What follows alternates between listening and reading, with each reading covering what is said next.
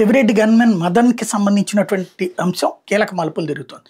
తనని కొట్టారని చెప్పి హాస్పిటల్‌లో జాయిన్ అయ్యి, అట్లాగే ఒక లెటర్ రాయటం కంప్లెయింట్ డీజీపీకి రాయడంతో పాటుగా మరొక వైపున ఏకంగా కోర్టులో పిటిషన్ కూడా వేశాడు. హైకోర్టు కూడా నెక్స్ట్ అతన్ని పిలిచి విచారించాలంటే ఒక లాయర్‌ని అనుమతించమని చెప్పి ఆదేశాలు ఇచ్చింది కూడా. అయితే నిన్న చెవిరెడ్డిని అరెస్ట్ చేసి తీసుకెళ్ళినప్పుడు ఇతను రాసిన మదన్ రాసినటువంటి లేఖలో ఉన్న పేర్లని అక్కడ అడిగారట. అక్కడ అడిగినప్పుడు అందులో ఉన్నటువంటి ఒక ఆఫీసరు మేమైతే కొట్టలేదు. నేను ఆత్మసాక్షిగా చెప్పగలను. మీ వాడిని అట్ట చెప్పమనండి అని అడిగారట.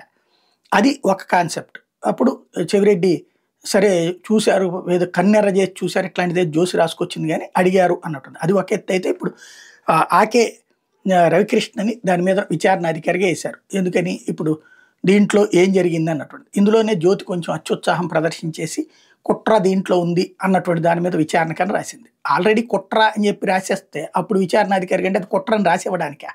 అట్లాంటిది కొంచెం అత్యుత్సాహంతో షుగర్ వచ్చిన వాళ్ళకి టాయిలెట్కి ఎట్లాంటి ఇబ్బంది ఉంటుందో వీళ్ళకి వార్తలకు అట్లాంటి ఇబ్బంది అయిపోయి తొందరగా రాసి పడేస్తున్నారు. ముందే కుట్ర అని చెప్పి రాసేసి ఆ కుట్ర మీద విచారించడానికి అన్నప్పుడు ఆటోమేటిక్గా ఆయన ఆ నివేదిక ఇస్తారని అనిపిస్తుంది. బేసిక్గా అయితే కొట్టలేదని నివేదిక వస్తుంది అన్నటువంటిది ఈ వార్తల ద్వారా కన్ఫర్మ్ చేశారు.